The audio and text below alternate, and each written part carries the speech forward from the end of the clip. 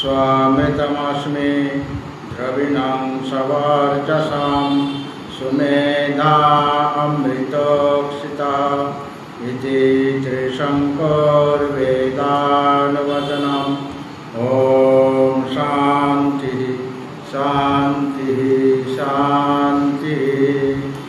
ॐ नमो ब्रह्मण्यदेवाय गोब्राह्मणहिताय च जगद्दिताय कृष्णाय गोविन्दाय नमो नमः।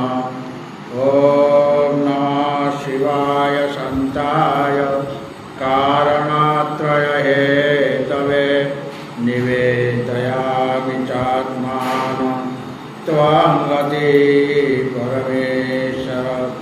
सर्वमङ्गलमाङ्गल्ये शिवे सर्वार्थसाधिके शरण्ये त्र्यम्बके गौरी नारायणी नमोस्तुते नारायणी नमोस्तुते।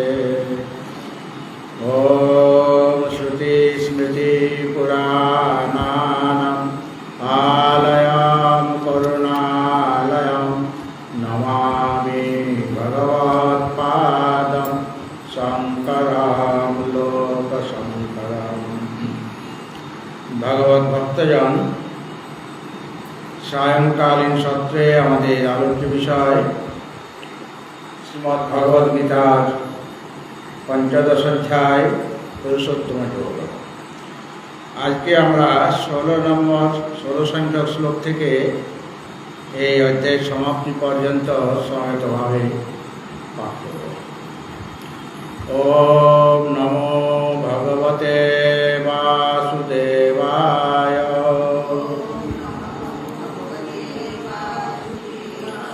अथ श्रीमद्भगवद्गीता प्रारभ्यते।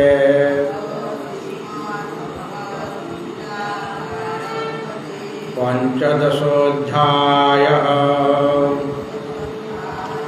पुरुषोत्तमयोगः। श्रीभगवानुवाच द्वाविमो पुरुषो लोके करश्चाक्षर एव च।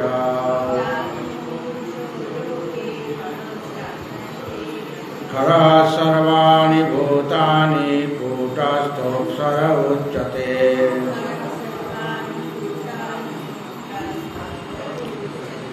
उत्तमः पुरुषस्त्वन्यः परमात्मेत्युदाहृतः।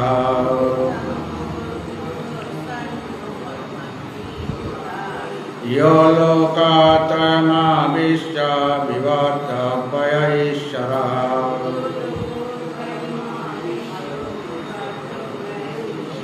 यस्मात् सर्वमतीतोऽहम् अक्षरादपि चोत्तमः।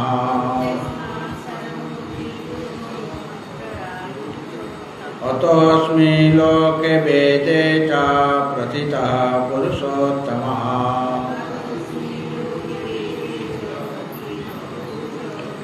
यो मामेवमसम्मूढो जानाति पुरुषोत्तमम्। स सर्वविद् भजति मां सर्वभावेन भारत।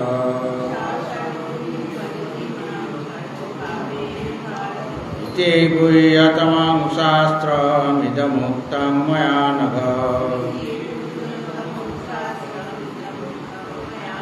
एतद्बुद्ध्वा बुद्धिमान् स्यात् कृतकृत्यश्च भारत।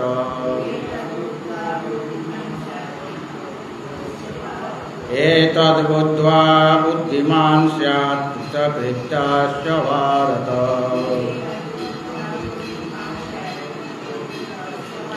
इति श्रीमहाभारते शतसहस्रां संहितायां वैयासिक्यां भीष्मपर्वणि श्रीमद्भगवद्गीतासूपनिषत्सु ब्रह्मविद्यायां योगशास्त्रे श्रीकृष्णार्जुनसंवादे पुरुषोत्तमयोग नाम पंचदशोऽध्यायः। ओम श्रीकृष्णाय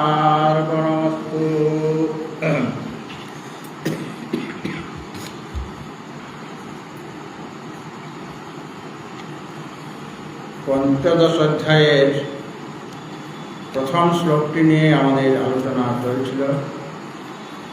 কালকে কিছুটা আলোচনা হয়েছে আমাদের।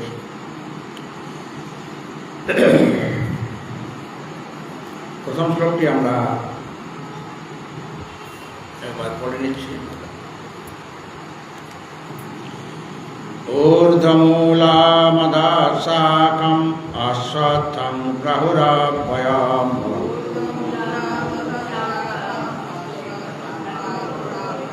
ছন্দাংসি যস্য পর্ণানি যস্तं বেদ স বেদবিৎ।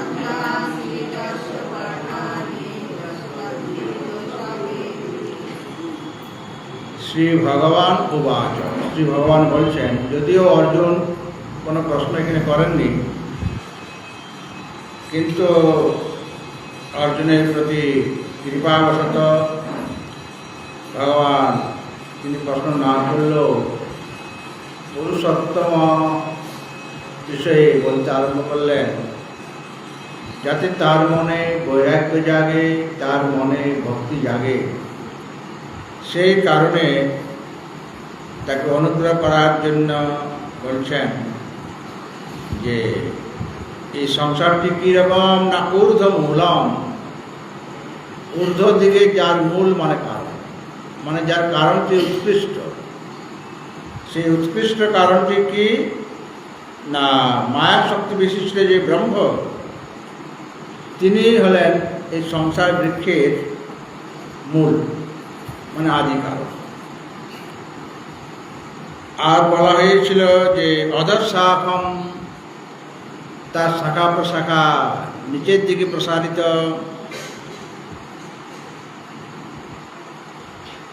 এই যে ঊর্ধ্বমূল যে সংসার, যেটা মায়ার দ্বারা রচিত, তার শাখা নিচের দিকে প্রসারিত হয়ে আছে। নিচের দিকে মানে মহত্তত্ত্ব, অহংকার, পঞ্চতন্ম থেকে সব একটা একটা নিচে, মানে তার থেকে মহত্তত্ত্ব থেকে অহংকার, অহংকার থেকে পঞ্চতন্মাত্রা। এই জন্য সংসার বৃক্ষকে বলা হয়েছে অধঃশাখম, তার শাখা নিচের দিকে প্রসারিত। অর্থাৎ শ্রেষ্ঠ হল ওই মায়া শক্তি বিশিষ্ট ব্রহ্ম। এই জন্য তিনি সর্বোৎকৃষ্ট, সূক্ষ্মতার দিক দিয়ে, কারণের দিক দিয়ে তিনি উৎকৃষ্ট। আর তার তুলনায় এরা নিকৃষ্ট, মানে মহত্তত্ত্ব, অহংকার, পঞ্চতন্মাত্রা ইত্যাদি। এই জন্য তাকে এই সংসার বৃক্ষের শাখাগুলি নিচের দিকে প্রসারিত। আর ঊর্ধ্বমূলম অধঃশাখম, আর এটা হলো অশ্বত্থ, মানে এই সংসার রূপী যে বৃক্ষরূপী যে সংসার, সেটা আগামীকাল পর্যন্ত থাকবে কি থাকবে না এই বিষয়ে কোনো নিশ্চয়তা নেই। এই জন্য একে অশ্বত্থ বলা হয়েছে।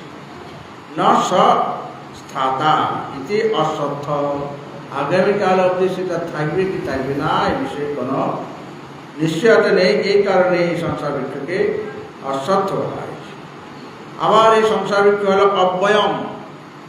অব্যয়ম মানে এই যে মায়াময় সংসার বৃক্ষ, সেটা যদিও ক্ষণস্থায়ী, মানে অশ্বত্থ বলা হয়েছে, মানে আগামীকাল অবধি থাকবে কি থাকবে না এই বিষয়ে নিশ্চয়তা নেই।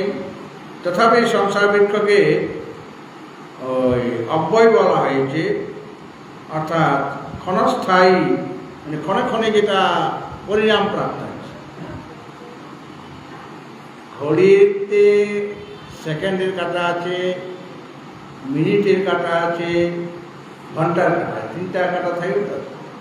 আর একটা অ্যালার্ম দেওয়ার জন্য একটা কাঁটা স্থির হয়ে থাকে, সেটা চলে না। ভোর 4টায় যদি উঠবেন বলেন তো 4টায় অ্যালার্ম দিয়ে রাখেন, ঠিক আপনাকে 4টার সময় ঘুম ভাঙিয়ে দেবে, ওটা চলে না। কিন্তু বাকি তো সব চলে। সেকেন্ডে কাঁটাটা যে চলছে সেটা আপনি লক্ষ্য করতে পারছেন, খট খট খট করে চলছে কিনা। কিন্তু মিনিটের কাঁটাটা এত সহজে বোঝা যায় না। বোঝা যায় যখন 60 বার খটখট হবে, তখন একটা ঘর সরে আসবে। কিন্তু ঘন্টার কাঁটাটা বোঝাই যাচ্ছে না, যে ওটা সরছে কি সরছে না, সেটা তো সরে সরে যাবে, কিন্তু অত সহজে বোঝা যায় কি? বোঝাই যাবে না। কিন্তু পরিবর্তন হচ্ছে কিনা ঘন্টার কাঁটাটাও একবারে হঠাৎ করে 12টা থেকে তো 1টার মধ্যে এসে যাচ্ছে না, সে ধীরে ধীরে ধীরে এত ধীরে আসছে যে বোঝা যাচ্ছে না। সেরকম মনে করুন আমাদের শরীরটা প্রতি ক্ষণে ক্ষণে পরিবর্তন হয়ে যাচ্ছে। হঠাৎ করে আমরা শিশু বয়স থেকে বুড়ো হয়ে যায়নি, প্রতি ক্ষণে ক্ষণে জন্মাবার পর থেকে ক্ষণে ক্ষণে তার মানে কোষগুলি নানা রকম পরিবর্তন হচ্ছে, একরকমভাবে না। এইভাবে পরিবর্তন হতে হতে আজকে আমরা প্রৌঢ় বা বৃদ্ধ হয়ে গিয়েছি, আবার অতিবৃদ্ধ হয়ে যাব। কেননা এই শরীরটা ক্ষণে ক্ষণে পরিবর্তন হচ্ছে, প্রতি মুহূর্তের মুহূর্তে। হঠাৎ করে সেটা বোঝা না গেলেও সেটা সব সময় পরিবর্তন। যে সময়ে আপনি এখানে এসে বসেছিলেন তখন যেরকম ছিলেন, আর 5 মিনিট পরে আপনি আলাদা হয়ে গেলেন, মানে শরীরটা পরিবর্তন হয়ে যাচ্ছে। জীব রূপে আপনি একই রকম আছেন, কিন্তু শরীরের দিকে যদি দৃষ্টি দেওয়া হয় তাহলে বোঝা যাবে যে শরীরটা প্রতি মুহূর্তে পরিবর্তিত হয়ে যাচ্ছে। যেমনভাবে আপনি গঙ্গা সাগরে ডুব দিচ্ছেন বা গঙ্গাতে স্নান করবেন, যে গঙ্গাতে আপনি নামলেন, নেমে ডুবটা দিলেন, আর যখন উঠছেন তখন অন্য গঙ্গা থেকে আপনি আসছেন। সেই গঙ্গা মানে প্রবাহিত কত দূরে চলে গিয়েছে। হ্যাঁ, কারণ গঙ্গার জল, গঙ্গাতে যে জল সেটাই তো গঙ্গা, সেই জল কিন্তু অনেক দূরে ওই সময় চলে গেছে। কিন্তু মনে হয় আমাদের যে একই গঙ্গায় ডুব দিলাম আর একই গঙ্গা থেকে আমি উঠলাম, কিন্তু জলটার পরিবর্তন হয়ে গেছে। ঠিক সেই রকমভাবে শরীরটার পরিবর্তন, বা এই যে আমাদের বিরাট একটা মন্দির হয়েছে, অনেক বছর হয়েছে, সেই 75 থেকে শুরু করা হয়েছিল। তো ধীরে ধীরে ধীরে এটারও পরিবর্তন হচ্ছে কি না? নানা রকম পরিবর্তন হচ্ছে। প্রতি মুহূর্তে এই ঘরটারও, এই মন্দিরটারও পরিবর্তন হচ্ছে। একটা বৃক্ষ দেখুন, সে বৃক্ষটাও যেমন যে চারা আপনি লাগিয়েছিলেন, এই মহৎ যে বৃক্ষরোপণ যে আপনাদের উৎসব গেল কিছুদিন আগে, হ্যাঁ, তাই একটা গাছের চারা লাগিয়েছেন, সেটাকে ওইরকমই থেকে যাবে। ধীরে ধীরে সেটা বাড়ছে কিনা, আর বাড়তে বাড়তে তারপরে একসময় তার জীর্ণও হবে, আস্তে আস্তে সেটা বিনাশের দিকে যাবে। অর্থাৎ আমরা যদি ভালোভাবে বিচার করে দেখি, সংসারের প্রতিটা বস্তু ক্ষণে ক্ষণে পরিবর্তনশীল, মানে বিনাশশীল, প্রতি ক্ষণে ক্ষণে সেটা নষ্ট হয়ে যাচ্ছে। এরকম হলেও তাকে অব্যয় বা অবিনাশী বলা হয়েছে। যদিও ক্ষণে ক্ষণে পরিবর্তন হচ্ছে, তথাপি এই সংসারকে অব্যয় মানে অবিনাশী বলা হয়েছে। কেন বলা হয়েছে না? এর আদি অন্তে মানে বর্তমানে আমরা যে সমস্ত মানুষরা আছি, অন্য প্রাণীদের কথা বাদ দিলাম, 100 বছর আগেও তো মানুষ ছিল এখানে, তারা এখন আছে? তাদের জায়গায় আরেকজন এসে দখল করছে। কত রাজা সিংহাসনে বসছেন, তো সিংহাসনটা কাজ রাজা, কিন্তু কোন একজন বিশিষ্ট ব্যক্তির নয়, কোন একজন বিশিষ্ট ব্যক্তির রাজা নয়। একজন রাজা হলেন, তার সময় হয়ে গেল, সেই গদিতে, সেই সিংহাসনে আরেকজন রাজা এসে গেলেন, উনি চলে গেলেন, তার গদিতে আরেকজন রাজা এসে গেলেন। না, আমাদের যেমন প্রধানমন্ত্রী তো সবসময় আছে, একজনের পর একজন আসতে যাচ্ছে। ঠিক সেরকমভাবে এই সংসারটাও, এখানেও ওই মানুষ জীবের কোনো অভাব হচ্ছে না। কত প্রাণী চলে গেল আর কত প্রাণী আসছে। এই দৃষ্টিতে সংসারকে অব্যয় বলা হয়েছে। হ্যাঁ, এই দৃষ্টিতে মানে সংসার খালি হয়ে যাচ্ছে না। যারা এসেছিল তারা মারা যাওয়ার পর আর সংসারে কোনো মানুষ নাই, এরকম হয় কি? আর একটা বৃক্ষ মারা গেল, মনে করো একটা আম গাছ বা জাম গাছ মারা গেল, তাহলে পর আর কোনো আম আর জাম গাছ হবে না, তার জায়গায় আরেকজন আম গাছ হয়ে গেল, আরেকটা জাম গাছ হয়ে গেল। এইভাবে মানে প্রবাহ রূপে এই সংসারটা হলো নিত্য, প্রবাহ রূপে এটা অব্যয়। কিন্তু বাস্তবিক দৃষ্টিতে সংসারের প্রতিটি বস্তু ক্ষণে ক্ষণে পরিবর্তন হচ্ছে, অর্থাৎ অসত্য হলেও এটাকে ওই প্রবাহরূপে একে নিত্য বলা হয়েছে বা অবিনাশী বলা হয়েছে। কেননা এর আদি অন্তর এই শরীর আদির পরম্পরা, এই যে শরীর যাচ্ছে, কিছু শরীর চলে যাচ্ছে, কিছু শরীর আবার আসছে, এইভাবে সংসার কখনো খালি হয়ে যাচ্ছে না। হ্যাঁ, এই দৃষ্টিতে একে এই সংসারকে বলা হচ্ছে অব্যয়। অর্থাৎ আমি থাকবো না, কিন্তু আমার জায়গাটা আরেকজন পূর্ণ করে নেবে। মনে করে এই আশ্রমের একজন প্রেসিডেন্ট আছেন, একজন ভাইস প্রেসিডেন্ট আছেন, সেক্রেটারি, অ্যাসিস্ট্যান্ট সেক্রেটারি। তো প্রথম যিনি ভাইস প্রেসিডেন্ট ছিলেন, তিনি কি এখন প্রেসিডেন্ট হয়ে আছেন কি? তার জায়গায় আরেকজন প্রেসিডেন্ট, আরেকজন ভাইস প্রেসিডেন্ট হয়ে গেছে। যে সেক্রেটারি ছিলেন তার জায়গায় আরেকজন সেক্রেটারি হয়ে যাচ্ছে। কাজে প্রেসিডেন্টও থাকছে, সেক্রেটারিও থাকছে, পদ সব থেকে যাচ্ছে, কিন্তু সেই পদে যারা বসছেন সেই ব্যক্তিগুলি চলে যাচ্ছে। চলে গেলেও প্রেসিডেন্ট পদটা কিন্তু অব্যয়, সেটা তো সবসময়ই আছে। কিন্তু প্রেসিডেন্ট যিনি হবেন তিনি একজন হচ্ছেন, তিনি চলে যাচ্ছেন, আরেকজন হচ্ছেন, এইভাবে চলছে। এই দৃষ্টিতে সংসার বৃক্ষকে অব্যয় বলা হয়েছে। অব্যয় মানে যার বয় নেই, মানে যার বিনাশ নেই। এই দৃষ্টিতে তাকে অব্যয় মানে অবিনাশী বলা হয়েছে। আর কি না, এরকম অব্যয় তাকে বলে থাকেন বেদবিদ যারা। আর ছন্দাংশী ইয়স্য পর্ণানি, ছন্দ মানে বেদ, ছন্দ শব্দের অর্থ বা শ্রুতি বলা হয়। বেদ মানে জ্ঞান, তাকে শ্রুতিও বলা হয়। শ্রুতি কেন বলা হয়? প্রাচীনকালে তখন তো কোনো গ্রন্থাকারে কোনো গ্রন্থ রূপে বই ছিল না, ওই শব্দগুলি ছিল না। ওগুলি গুরুদেব বলতেন, আচার্য, আর সেটা বারবার বলতে বলতে শিষ্যরা বারবার বলতেন। এভাবে বলতে বলতে বা গুরু মুখ থেকে শ্রবণ করতে করতে তাদের সব মুখস্থ হয়ে যেত। এই জন্য এটাকে শ্রুতি বলা হয়েছে। শ্রুতি মানে শ্রবণ, গুরুমুখ থেকে শ্রবণ করে তারা কণ্ঠস্থ করে নিতেন, বারবার তারা বলতেন একই কথা। যেমন ঊর্ধ্বমূলম অধঃশাখম, ঊর্ধ্বমূলম অধঃশাখম, ঊর্ধ্বমূলম অধঃশাখম। এই বারে বললে আপনাদের মুখস্থ হয়ে যাবে কিনা? বই লাগবে? বই লাগবে না। কিন্তু তখনকার দিনে স্মৃতিশক্তি বেশি ছিল, প্রতিভা বেশি ছিল, মেধা শক্তি ছিল, এই জন্য সেগুলো সে মনে রাখতে পারত এবং কণ্ঠস্থ করে নিতে পারত। বর্তমান যুগে সেটা সেই মেধা শক্তিও কমে গেছে, স্মৃতিশক্তিও কমে গিয়েছে, মানে সব দিক দিয়ে আমাদের গুণ কিছু কমে গেছে, যার জন্য আমাদের গ্রন্থের প্রয়োজন। তখন গ্রন্থ ছাপাবার ব্যবস্থা করা হয়, কাগজ তৈরি হলো, মানে গ্রন্থ কীভাবে প্রকাশিত হবে? কাগজ তো চাই।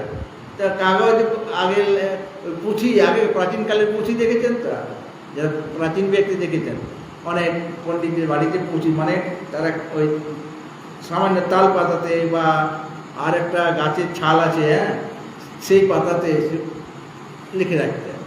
তারপরে যখন কাগজ তৈরি হয়ে গেল তখন কাগজে ধীরে ধীরে ছাপতে আরম্ভ করলো এবং ছাত্রদের পড়তে সেটা সুবিধা হল। এইভাবে বেদের নাম শ্রুতি বা ছন্দ। এই ছন্দাংশী মানে দিক, যজুর, সামরূপ যে বেদ, যস্য পর্ণানি, পর্ণ মানে পাতা, বেদেই হলো এর পাতা। আর গতকাল বলেছিলাম বেদের দুইটা ভাগ, কর্মকাণ্ড আর জ্ঞানকাণ্ড। কর্মকাণ্ডের মধ্যে আবার দুইটা ভাগ, কর্মকাণ্ড আর উপাসনাকাণ্ড। এবং ৮০,০০০ মন্ত্র হলো কর্মকাণ্ডে, ১৬,০০০ মন্ত্র উপাসনা কাণ্ডে, আর ৪,০০০ মন্ত্র কোথায় আছে? জ্ঞানকাণ্ডে। এর মধ্যে যেটা কর্মকাণ্ডের ভাগ এমন যে সেটা তো বেদে, সেইটা হলো যার পাতা। পাতা কি করে? পাতার কি কাজ? পাতা যেমন বৃক্ষকে রক্ষা করে। পাতাগুলি যদি হলুদ হয়ে ঝরে যায় তাহলে বুঝতে হবে গাছটা আর টিকবে না। মানে যেহেতু হলুদ, পাতাগুলি খুব হলুদ হয়ে, সবুজ থেকে হলুদ রঙ হয়ে যাচ্ছে, কাজে পাতা ওই বৃক্ষকে রক্ষা করে। আবার পাতার আরও কাজ আছে। কি কাজ? পাতা বৃক্ষের যে খাদ্য ইত্যাদি তৈরি করতেও সাহায্য করে। পাতা আমাদের ছায়া দেয়। বৃক্ষের যে পাতা, সে পাতা থাকলে পরে তার নিচটা ছায়া হবে কি না? অনেক পাতা থাকলে, অনেক ছায়া আমরা পাবো, সেই ছায়াতে আমরা বসে থাকতে পারবো। তো পাতা যেমনভাবে ওই বৃক্ষকে রক্ষা করে, ঠিক সেরকমভাবে এই বেদের যে কর্মকাণ্ড সেটাও মানুষকে রক্ষা করে। কীরকমভাবে? যেমন পাতা বৃক্ষে রক্ষা করে থাকে, সেরকম বেদের যে কর্মকাণ্ড সেখানে কোনটা ধর্ম কোনটা অধর্ম বলা আছে কিনা, এটা ধর্ম, এটা পুণ্যকর্ম, এটা করলে পর তোমার সুখ হবে, এটা অধর্ম, এটা করা উচিত নয়, তথাপি যদি তুমি এই অধর্ম আচরণ করো তাহলে তোমার দুঃখ হবে, এই বলা আছে কিনা? তাহলে এই যে প্রাণীগণের মধ্যে অন্যান্যরা বেদের যে সমস্ত বিধিবিধান আছে, বিধি বা নিষেধ আছে, সেটা তো তারা পালন করতে পারবে না, কারণ তাদের সেই ক্ষমতা নেই। কেননা এই যে মানব শরীর, এটা একটা জাংশন মানে এখানে তিনটা জিনিস সে করতে পারে। কি? সে শাস্ত্রীয় কর্ম করতে পারে, ব্যবহারিক কর্ম তো সব প্রাণীই করে, আর নিদ্রা, ভয়, মৈথুন, এটা ব্যবহারিক কর্ম। এই ব্যবহারিক কর্ম মানুষও করে এবং অন্যান্য প্রাণীরাও করে, তাদেরও আহার, নিদ্রা, ভয়, মৈথুন সব আছে।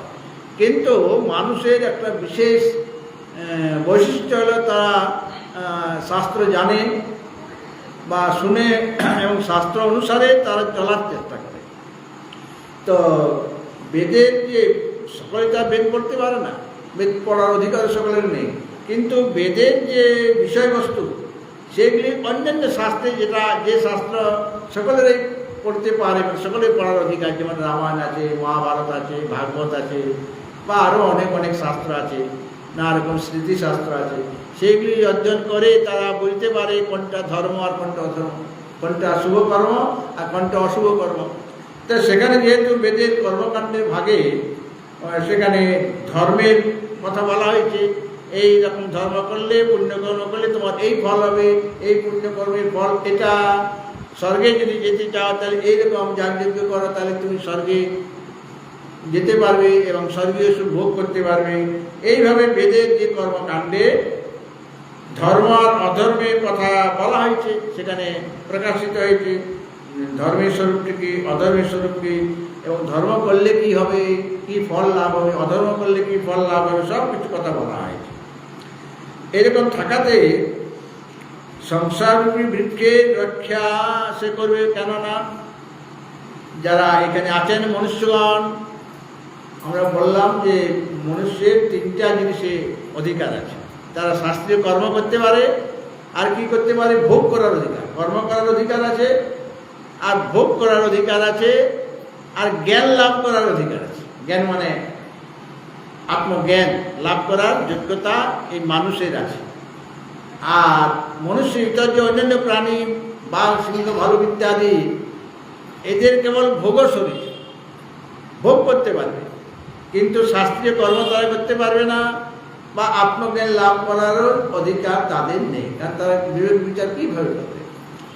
আর স্বর্গের যে দেবতাগণ রয়েছেন, তারা শাস্ত্রীয় কর্মে তাদের অধিকার নেই, শাস্ত্রীয় কর্ম করতে পারবে না। কেননা শাস্ত্রীয় কর্ম করতে গেলে ওই ইন্দ্রের কথা আছে, বরুণের কথা আছে, তারা তো দেবতা, তো দেবতা নিজেরাই নিজের পূজা করবে কেমন করে। এই জন্য শাস্ত্রীয় কর্ম করার অধিকার নেই, কিন্তু ভোগ করার অধিকার আছে, আর জ্ঞান লাভ করার অধিকার আছে। মানুষের তিনটা অধিকার ছিল: শাস্ত্রীয় কর্ম করার অধিকার, ভোগ করার অধিকার, আর জ্ঞান লাভ করার অধিকার।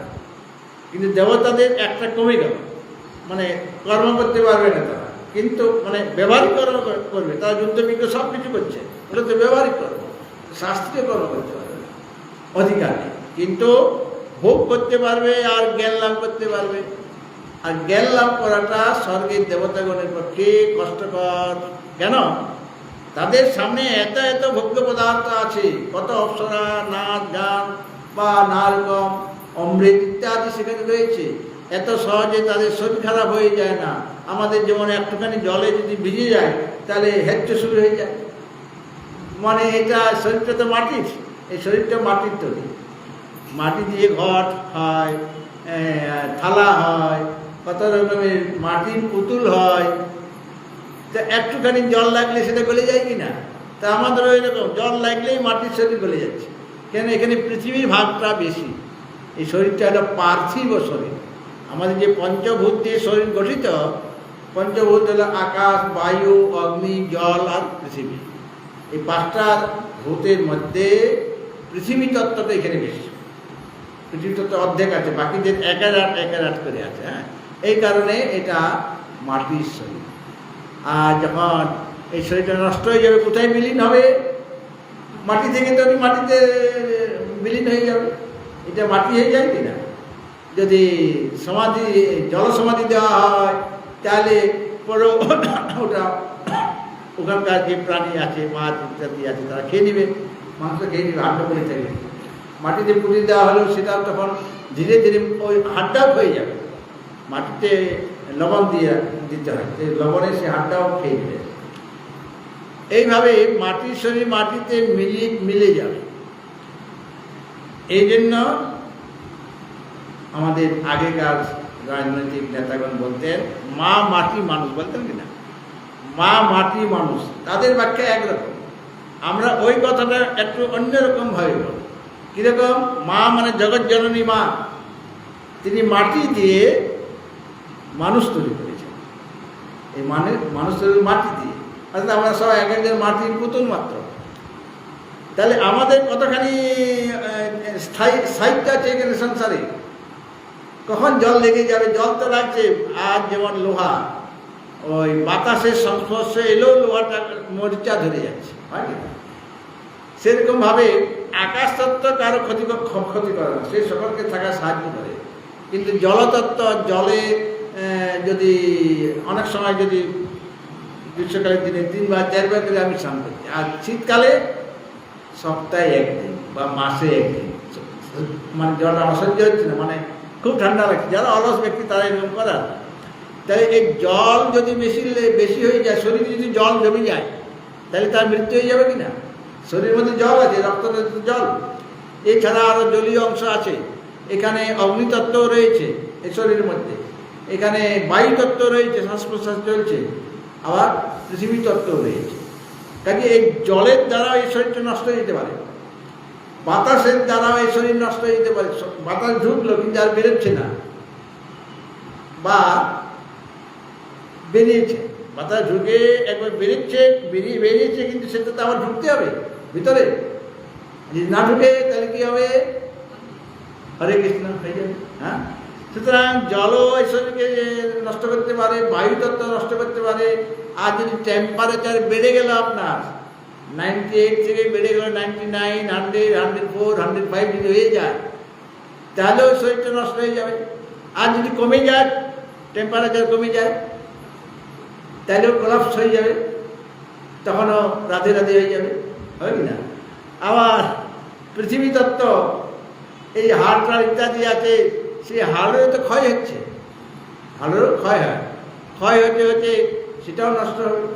এইভাবে জগৎ জননী মা, তিনি মাটি দিয়ে মানুষ তৈরি করেছেন। কাজে এটা মাটির জিনিস, যে কোনো মুহূর্তে এটা নষ্ট হয়ে যেতে পারে, মানে অসত্য। আগামীকাল অবধি থাকবে কিনা এই বিশেষ সন্দেহ নিশ্চয়তা নেই। তো পাতা, কর্মকাণ্ড, বেদের যে কর্মকাণ্ডকে পাতা বলা হয়। এই সংসার বৃক্ষের পাতা, বৃক্ষ হলে তো তার পাতা থাকবে। যেমন ওখানে মূল বলা হয়েছে, শাখা বলা হয়েছে, সেরকম পাতাও বলা দরকার। তো পাতাটা হলো বেদের যে কর্মকাণ্ড, এবং সেখানে ওই কর্মকাণ্ডই মানুষকে রক্ষা করছে কিনা। সংসারে মানুষ তো আছে, তারা নানা রকম ধর্ম আচরণ, মানে এই সংসারটা কীভাবে থাকার, মানে সুন্দর থাকার জায়গা হতে পারে যদি মহাপুরুষ থাকেন, যদি সাধু ব্যক্তি থাকেন। সাধু ব্যক্তি মানে যারা ধর্ম আচরণ করেন, তাদের সংখ্যা যদি বেশি হয়ে যায়, তাহলে সংসারটা সুখের হয়। আর যদি দুষ্ট ব্যক্তির লোক যদি পরিমাণে বেড়ে যায়, তখন এই সংসারটাই দুঃখের কারণ হয়ে যায় কিনা, তখন পাতাগুলি শুকিয়ে যাবে, মানে সংসারটা আমার কাছে দুঃখের কারণ হয়ে যাবে। সুতরাং বেদ শিখাচ্ছেন, বেদের কর্মকাণ্ড শিখাচ্ছেন এই ধর্ম আচরণ করো। অধর্ম আচরণ করবে না, তো নিষেধ করা হয়নি, কিন্তু ধর্ম আচরণ করো, তাহলে তোমার সংসারটা সুখের হবে, শান্তির হবে। এইভাবে সংসার বৃক্ষটাকে বাঁচিয়ে রেখেছে কে? ওই পাতা।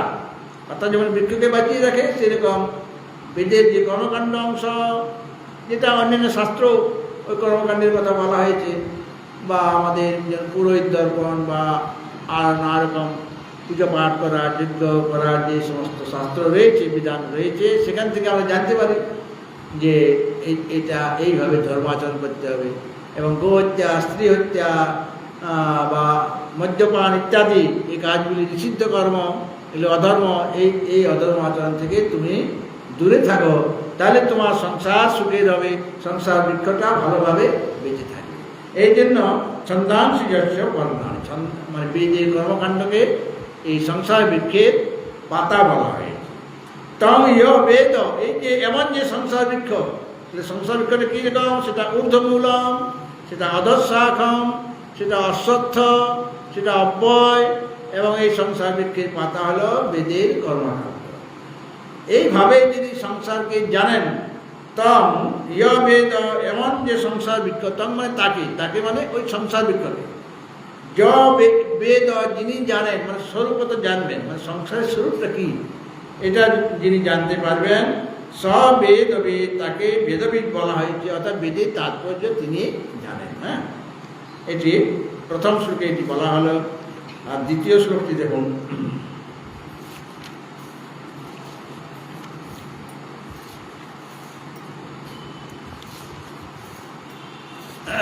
দ্বিতীয় শ্লোকটি দেখুন। এই সংসার বৃক্ষের যে অন্যান্য অঙ্গ, কয়েকটা অঙ্গ বলা হলো, প্রধান মূল বলা হয়ে গেছে, আর এটা অশ্বত্থ এবং অব্যয় আর পাতার কথা বলা হয়ে গেছে। আর তো বৃক্ষে আরও কিছু কিছু অঙ্গ প্রত্যঙ্গ থাকে, সেইগুলি এখন বলছেন পরের শ্লোকে। অথশ্চোর্ধ্বং প্রসিতাস্তস্য শাখা গুণা প্রবৃদ্ধা বিষয় প্রবালঃ।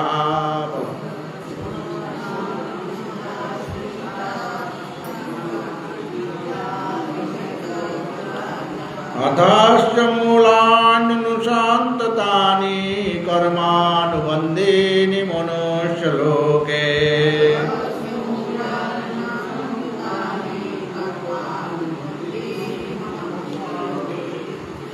বলা হল যে অধশ্চ ঊর্ধ্বশ্চ প্রসিতাস্য শাখা, তস্য মানে তার, অর্থাৎ সেই সংসারক যে বৃক্ষ, এখানে আছে অধশ্চ ঊর্ধ্বং প্রসিতা তস্য শাখা। তস্য মানে সংসার বৃক্ষস্য শাখা। এই যে সংসারক যে অসত্য বৃক্ষ, তার শাখা মানে শাখাসমূহ, সেটা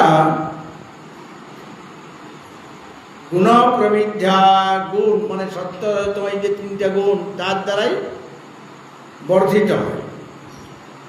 আর বিষয় প্রবালাহা, বিষয় যে পল্লব বিশিষ্ট, বিষয়টা হলো শব্দাদি যে বিষয়, সেটি পল্লব। আর সেটা অধ ঊর্ধ্বংশ, কিছু নিচের দিকে শাখা আছে, কিছু উপরের দিকে শাখা আছে। এইভাবে প্রসিতা মানে বিস্তৃত হয়েছে। মানে অধ মানে অধদেশে, আর ঊর্ধ্বংশ মানে ঊর্ধ্ব দিকে প্রসিতা।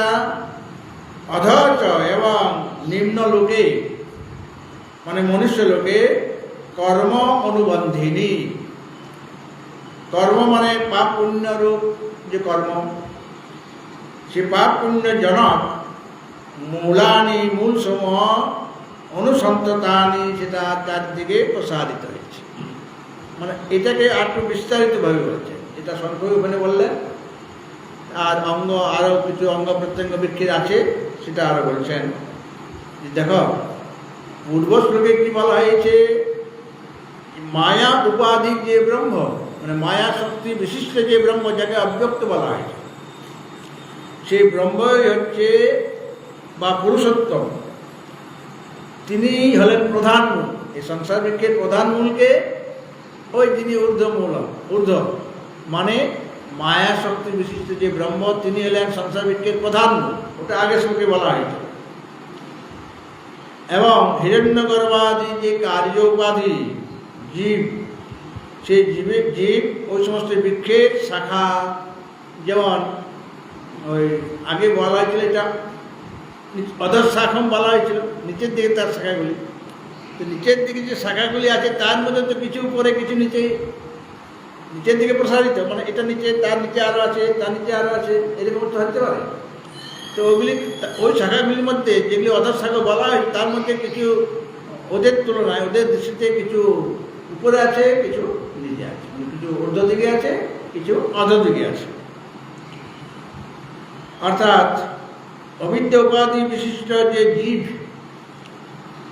সেই জীবের মধ্যে মানে কীরকম কিছু উপর দিকে কিছু নিচের দিকে কীরকম, আমাদের উপনিষদ বলছেন যে এই যে যত জীব রয়েছে ব্রহ্মস্তম্ভ পর্যন্ত অনেক জীব রয়েছে। মনুষ্য লোকে নানা রকম জীব রয়েছে, আবার ভূগোলোকে নানা রকম প্রাণী আছে যাদের এরকম মানুষের মধ্যে বিচার করার ক্ষমতা আছে, বা স্বলোকে আছে, মহ জন তপ সব লোকেই আছে। আবার নিচের লোকগুলি মানে অতলের ভিতরে ইত্যাদি, সেখানেও কিছু প্রাণী আছে। সবাই কি একই স্তরের? মূল তো, প্রধান মূল তো সেই মায়ার শক্তি বিশিষ্ট ব্রহ্ম। এর মধ্যে যে সমস্ত জীব রয়েছে তারা কেউ পাপকর্ম বেশি করে, কেউ পুণ্যকর্ম করে, সেই পাপ পুণ্য কর্ম অনুসারে তাদের স্তরটা ভিন্ন ভিন্ন হয়ে যায়। কেউ উৎকৃষ্ট, তার চেয়ে নিকৃষ্ট, তার চেয়ে নিকৃষ্ট, এরকম আছে। এই জন্য বলা হচ্ছে যে কিছু শাখা কিছু উপরের দিকে আছে, কিছু নিচের দিকে আছে। উপনিষদে বলা হয়েছে যারা কপুয় চরণ, কপুয় চরণ মানে যারা কদাচারী, মানে যাদের আচরণ ভালো নয়, সদাচারী নয়, যারা কদাচারী মানে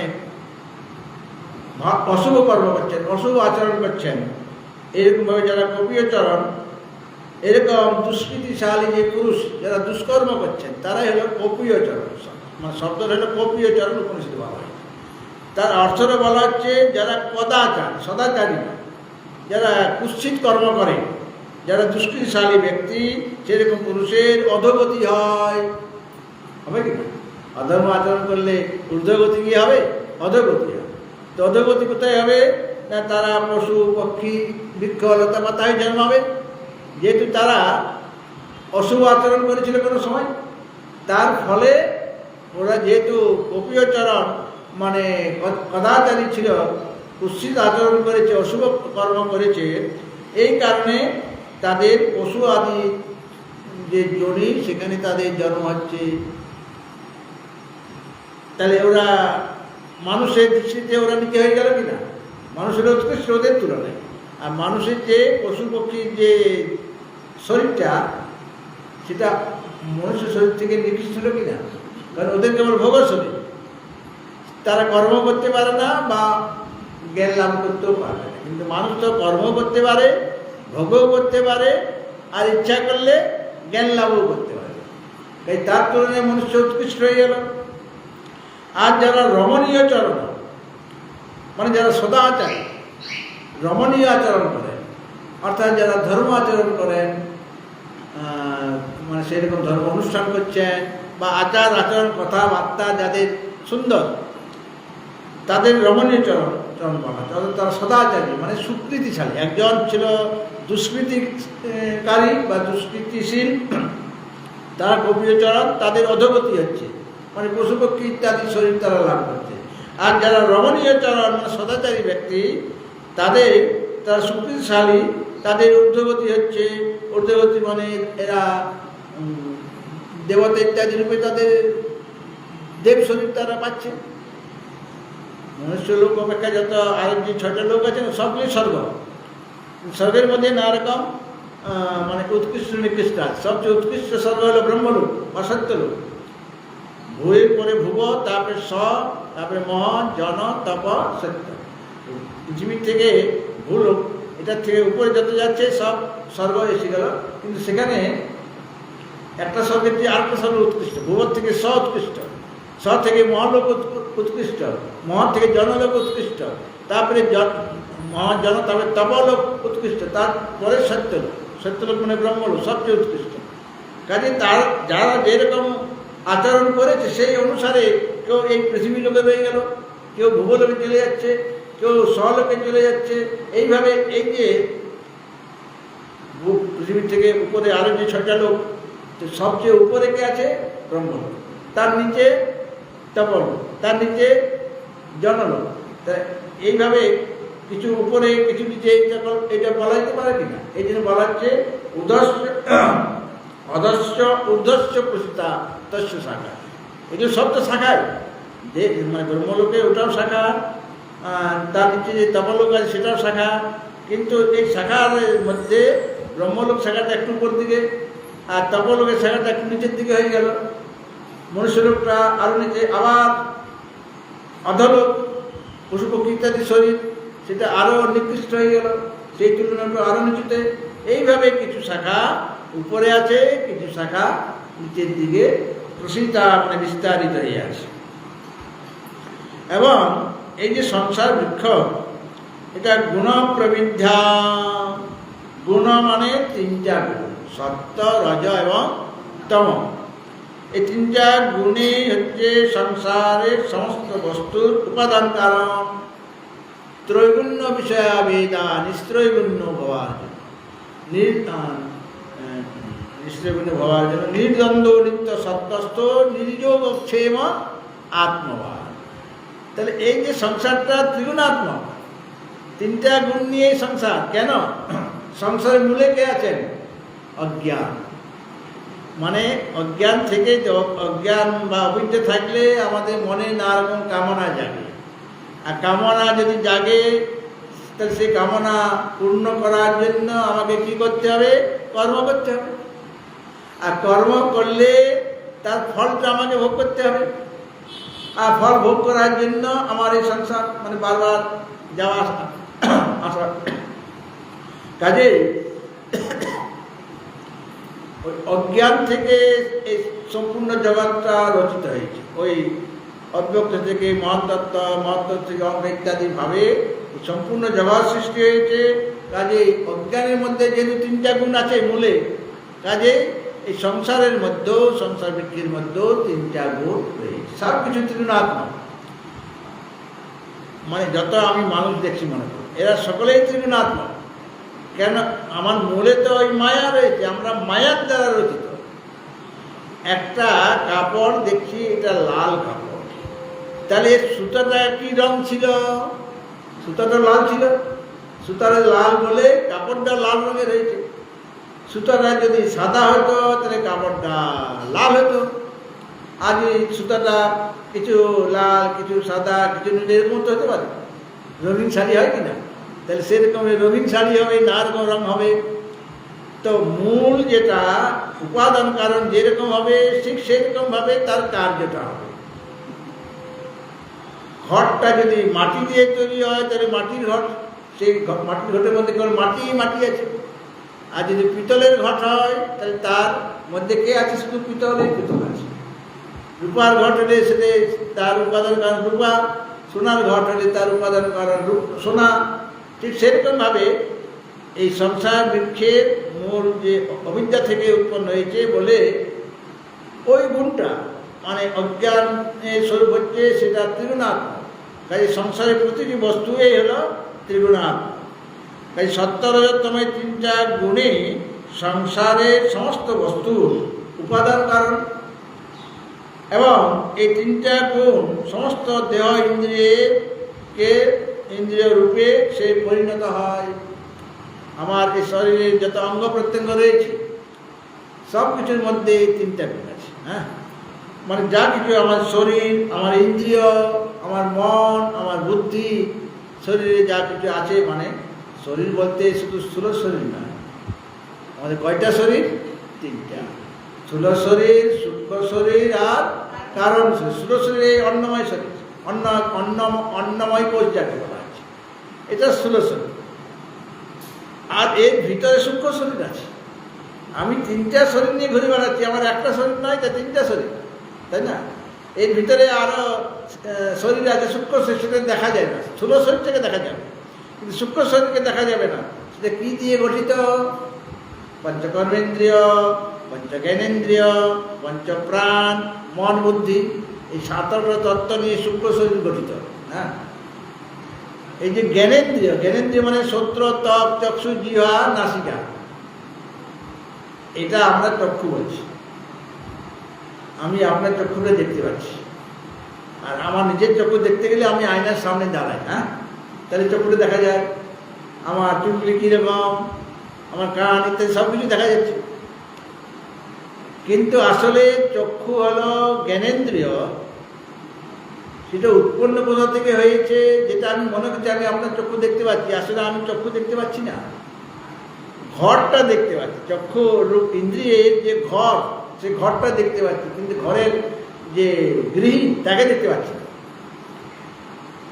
এমন ব্যক্তি আছে মনে হবে যেন এই যে দেখতে সব কিছু দেখতে পাচ্ছি, আসলে সে কিছু দেখতেই পাচ্ছে না। চোখটা আছে, তার ঘরটা আছে, কিন্তু ঘরের মালিক সে দুর্বল হয়ে গেছে, সে দেখতে পাচ্ছে না। অর্থাৎ যত ইন্দ্রিয় আছে সবগুলি অতীন্দ্রিয়। কেন? কোথা থেকে উৎপন্ন হয়েছে ইন্দ্রিয়গুলি? ওই যে সূক্ষ্ম যে পঞ্চভূত, তাদের সত্য অংশ থেকে পঞ্চ জ্ঞানেন্দ্রিয় আলাদা আলাদা, সত্য অংশ থেকে শ্রোত্র, ত্বক, চক্ষু, জিহ্বা, নাসিকা হয়েছে। আর সূক্ষ্ম পঞ্চভূতের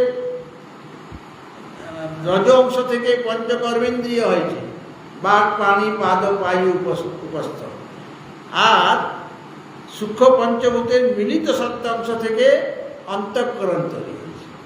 কাজে পঞ্চভূত আমি মহাভূত, সেটা আমি অনুভব করতে পারছি, যে জল আমি দেখতে পাচ্ছি, জল পান করছি, বা বাতাস গায়ে লাগছে অনুভব করতে পারছি, বা অগ্নিকে আমি দেখতে পাচ্ছি।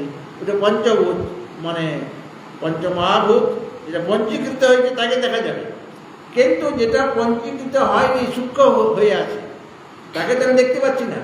সূক্ষ্ম জলকে আপনি দেখতে পাবেন না। এই যে একটা দিয়েশালের কাঠির মধ্যে তো অগ্নি আছে, তাই দিয়েশালের কাঠিটা আপনি ছুঁয়ে দেন, তাতে আগুন জ্বলে যাবে, প্রদীপ জ্বলবে আপনার। সেটাকে প্রকাশ ব্যক্ত করতে হবে, ঘর্ষণ করতে, তবে গিয়ে অগ্নিটা সেখান থেকে বেরিয়ে আসবে।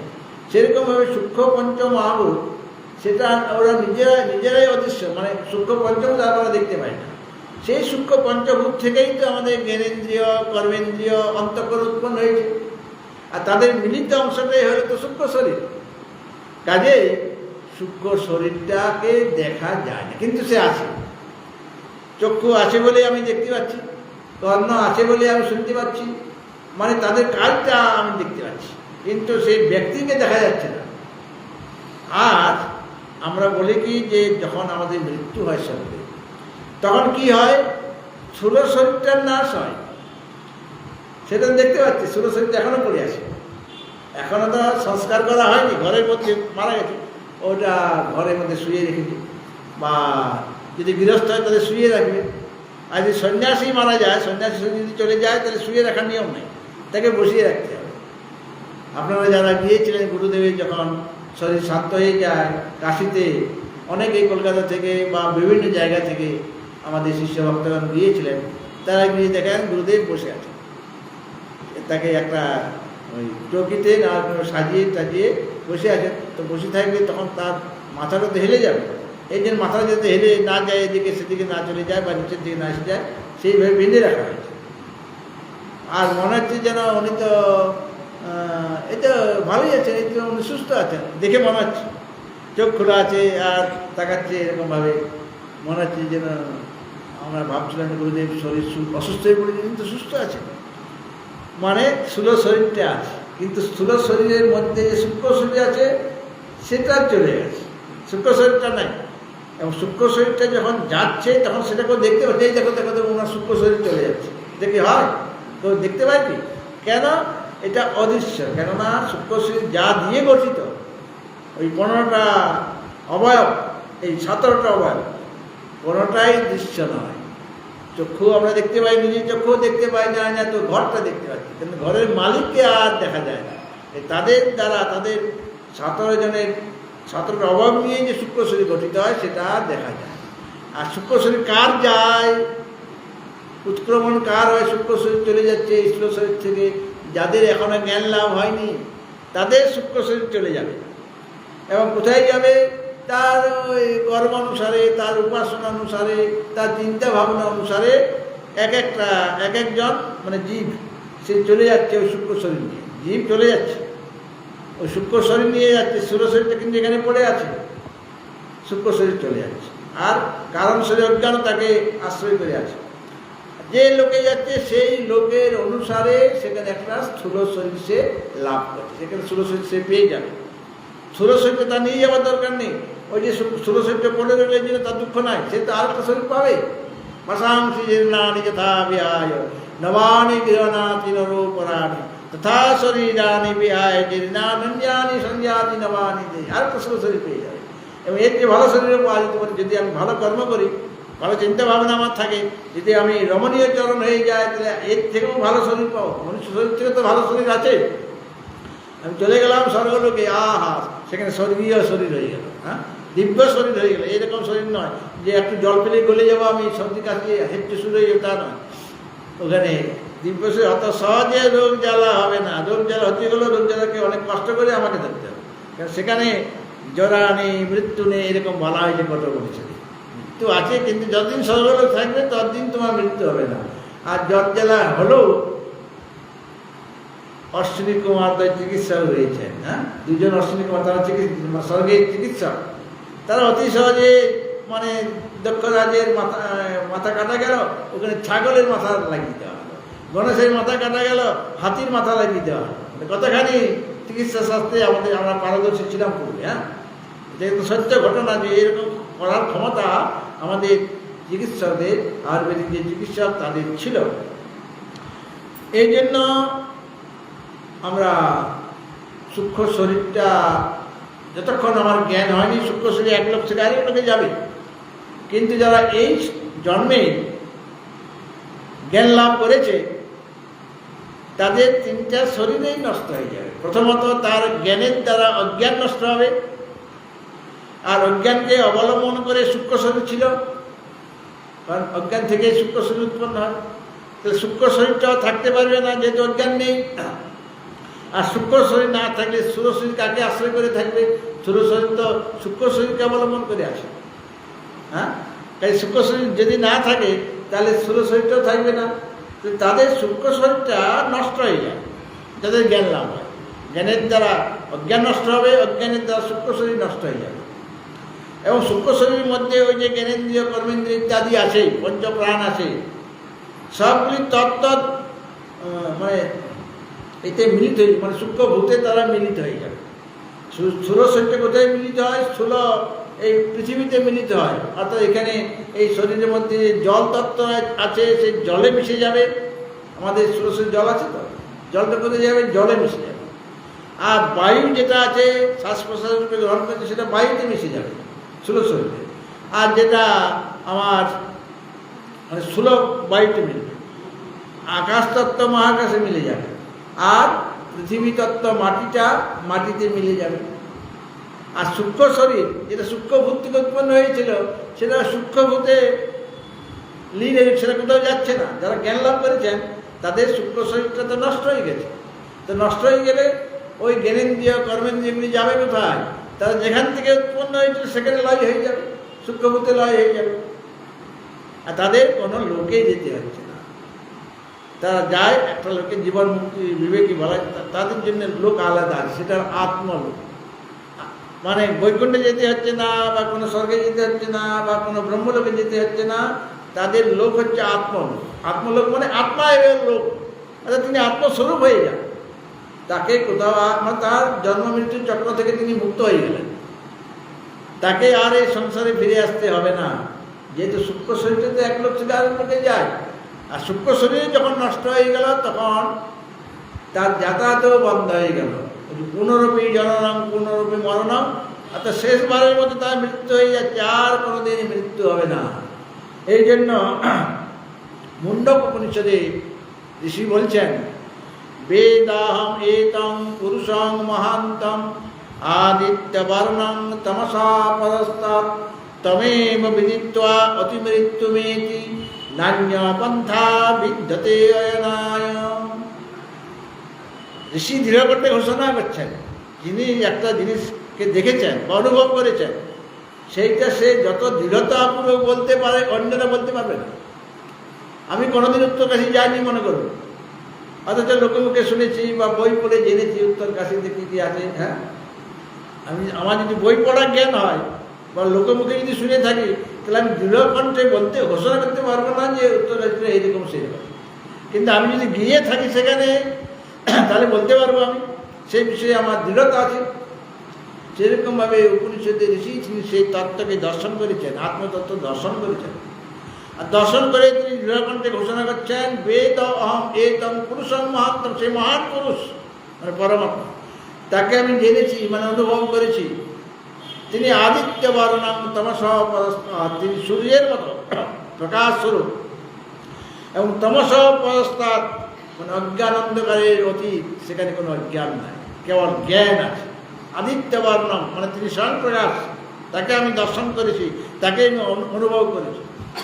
তমেব বিদিত্য অতিমৃত্যু মেয়েতি, সেই যে মহান পুরুষ মানে পুরুষোত্তম যিনি পরমাত্মা, তাকে জানলে পরে অতিমৃত্যু মেয়েতি, মৃত্যুকে অতিক্রম করা যায়, মানে আর কোনোদিন মৃত্যু হবে না, এইটাই শেষ মৃত্যু হয়ে যাবে, আর মৃত্যু কোনোদিন হবে না। মৃত্যু না হলে জন্ম গমন করি, আমার যদি মৃত্যুই না হয়, কারণ জাতস্যই ধ্রুব মৃত্যু, ধ্রুব মৃত্যু, ধ্রুবম জন্ম মৃত্যুস্য, জন্ম যার হয়েছে তার মৃত্যু হবে, যে মরেছে তার জন্ম হবে। তা আমার তো মরণই নাই, আমার তো শেষ মরণ হয়ে গেছে, আমার তো আর মৃত্যু হচ্ছে না, কারণ আমার জন্মও নাই, আমার মরণও নাই। তো মৃত্যুকে অতিক্রম গ্রহণ করা যায়, আর কোনোদিন আমার মৃত্যু হবে না, মানে আর কোনোদিন আমার জন্ম হবে না।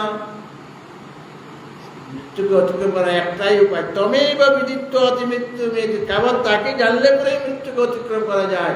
নান্য পন্থা বিদ্যতে না, এছাড়া অন্য কোনো উপায় নেই, তাকে জানতেই হবে, এবং এই জন্মেই তোমাকে জানতে হবে। এরকম দৃঢ়তা নিয়ে তোমাকে সাধন করে দিতে হবে। হয়তো তুমি এই জন্মে লাভ করতে পারলে না, কিন্তু মনে করতে হবে সাধনে মনকে খুব বেশিভাবে লগ্ন করার জন্য, তৎপর হওয়ার জন্য মনে রাখতে হবে যে এই জন্মে আমি তাকে লাভ করব। এই জন্য উপনিষদে ঋষি যাজ্ঞবল্ক্য গার্গীকে বলছেন, যো বা এতদক্ষরং গার্গী অবিদিত্বা অস্মাৎ লোকাৎ প্রৈতি সকৃপণ। এই সংসারে এসে জন্মগ্রহণ করে সে অক্ষর অবিনাশী পুরুষকে না জেনে যার মৃত্যু হয়ে যায়, তিনি হলেন কৃপণ ব্যক্তি, মানে দিনহীন ব্যক্তি। তার অনেক কিছু ছিল কিন্তু কাজে লাগায়নি। সে ইচ্ছা করলে শ্রবণ মন নির্দেশন করতে পারত, কিন্তু করেনি। সে দিনহীন ব্যক্তি, সে কৃপণ ব্যক্তি, তাকে আবার আসতে হবে। আর ইয়ো বই এত অক্ষর গার্গী বিদিত্বা অস্মাৎ লোকাৎ প্রৈতি স ব্রাহ্মণ, তিনি এই লোকে জন্মগ্রহণ করে সে অক্ষর অবিনাশী পুরুষকে জেনে যিনি চলে যাচ্ছেন, তিনি হলেন ব্রাহ্মণ, আর তিনি জ্ঞানী পুরুষ। কাজে তোমাকে জ্ঞান লাভ অবশ্যই করতে হবে। তো জ্ঞান লাভ করতে গেলে সংসারের প্রতি তোমার বৈরাগ্য চাই, আর সেই পরমেশ্বরের প্রতি তোমার ভক্তি চাই। এই বৈরাগ্য ভক্তির দ্বারাই তুমি ধীরে ধীরে জ্ঞান লাভ করতে পারবে। কাজে এই সংসার বৃত্তির স্বরূপটা আগে প্রথমে বুঝে নাও ভালো করে, তবে গিয়ে তোমার মধ্যে ত্যাগ বুদ্ধি এসে যাবে। সংসারের প্রতি যে আসক্তি, সেটা তোমার ধীরে ধীরে দূর হবে। ভগবত ভক্তজন, এই দ্বিতীয় শ্লোকের ব্যাখ্যা আবার আমি আগামীকালও করবো। এখন ভজন পরিবেশন করছেন।